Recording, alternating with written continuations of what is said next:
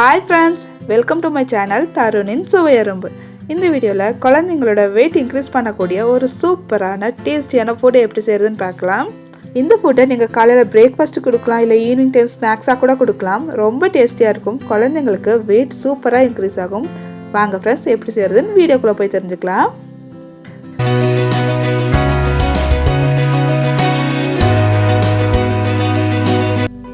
நான் ஒரு apple, 3 dates, 3 பாதாம் எடுத்திருக்கேன்.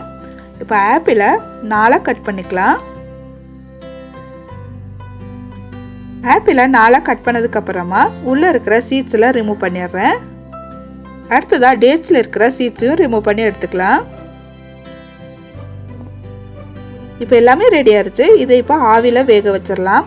ஒரு இட்லி பாத்திரத்தில் கொஞ்சமாக தண்ணி ஊற்றிக்கிறேன். தண்ணி ஊற்றுறதுக்கப்புறமா ஒரு பிளேட் வச்சுக்கிறேன்.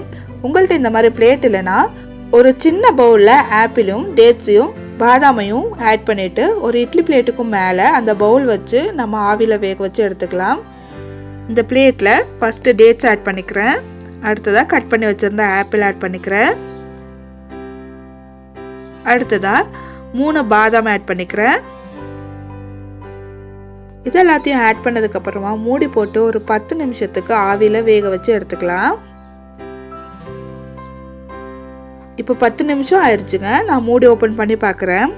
மூடி ஓப்பன் பண்ணிவிட்டு ஒரு ஃபோர்க் வச்சு இப்படி குத்தி பார்த்தீங்கன்னா ஆப்பிள் வெந்திருக்கா இல்லையான்னு தெரியும். ஃபோர்க்கு உள்ளே விடும்போது ஃபோர்க் நல்லா சாஃப்டாக இறங்குச்சுன்னா ஆப்பிள் நல்லா குக் ஆயிருக்குன்னு அர்த்தங்க. இப்போது இந்த ஆப்பிளை வெளியே எடுத்துடலாம். ஆப்பிளை வெளியே எடுத்தாச்சு.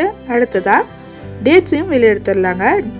டேட்ஸ் எடுக்கும்போது அந்த பவுலில் அந்த தண்ணியும் சேர்த்து ஆட் பண்ணி எடுத்துக்கோங்க. அடுத்ததாக பாதாமையும் வெளியே எடுத்துடலாம். இப்போது ஆப்பிள் இருக்கிற ஸ்கின்னை ரிமூவ் பண்ணிக்கலாம்.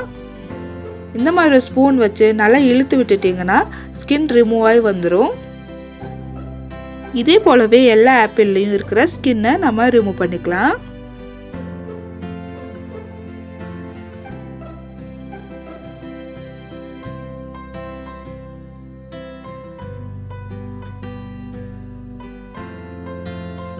இப்போ ஆப்பிள் எல்லாம் ரெடியாக இருக்குது. இதை ஒரு மிக்ஸி ஜாருக்கு ஆட் பண்ணிக்கிறேன். அடுத்ததாக அந்த டேட்ஸையும் தண்ணியும் ஆட் பண்ணிக்கலாம்.